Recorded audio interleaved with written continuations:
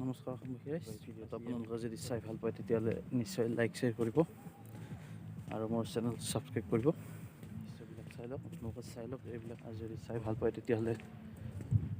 আপোনালোকে মোক কমেণ্ট কৰি জনাব, আৰু যদি বেয়া